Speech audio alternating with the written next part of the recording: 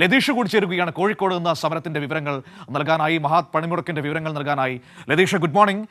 കോഴിക്കോട് ഈ സമരത്തെ, മഹാപണിമുടക്കിനെ ഏറ്റെടുത്തു കഴിഞ്ഞോ? എങ്ങനെയാണ് പ്രതികരണം നമുക്ക് കാണാൻ കഴിയുന്നത്? എന്താണ് ഇപ്പോഴത്തെ ഒരു സാഹചര്യം?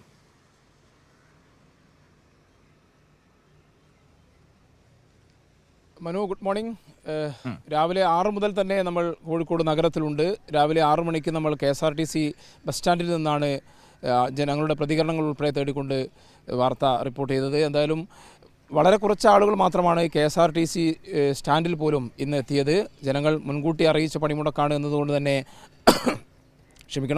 ആളുകൾ ഇതിനോട് പൂർണ്ണമായും സഹകരിക്കുന്ന ഒരു കാഴ്ചയാണ് നമ്മൾ കണ്ടത്. ഇപ്പോൾ ഞാൻ നിൽക്കുന്നത് കോഴിക്കോട് പുതിയ ബസ് സ്റ്റാൻഡിലാണ്, പ്രൈവറ്റ് ബസ് സ്റ്റാൻഡിലാണ്.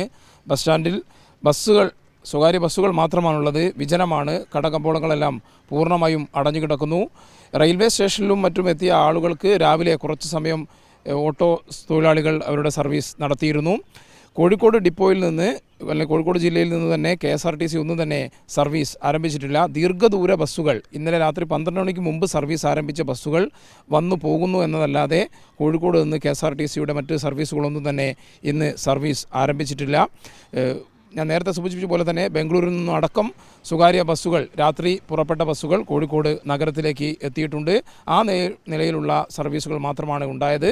പണിമുടക്ക് ആരംഭിച്ച ശേഷം KSRTCയുടെ സർവീസുകൾ കോഴിക്കോട് നിന്നും സർവീസ് നടത്തുന്നില്ല. വളരെ കുറച്ച് സ്വകാര്യ വാഹനങ്ങൾ മാത്രമാണ് ഇന്ന് നിരത്തിലിറങ്ങിയത്. ആളുകൾ പൂർണ്ണമായും, നേരത്തെ കണ്ണൂരിൽ നിന്ന് സന്തോഷും സനോജും എല്ലാം സൂചിപ്പിച്ച പോലെ തന്നെ ജനങ്ങളുടെ ജീവൽ പ്രശ്നങ്ങൾ ഉയർത്തിയാണ് സംയുക്ത ട്രേഡ് യൂണിയനുകളും സർവീസ് സംഘടനകളും ഇത്തരത്തിലൊരു അഖിലേന്ത്യാ പണിമുടക്കിന് ആഹ്വാനം ചെയ്തത്.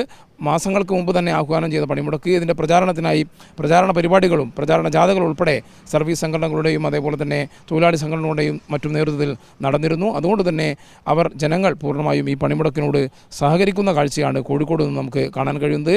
കോഴിക്കോട് നഗരത്തിൽ ആദായ നികുതി ഓഫീസിന് മുന്നിലേക്കാണ് പ്രതിഷേധ പ്രകടനം നടക്കുക.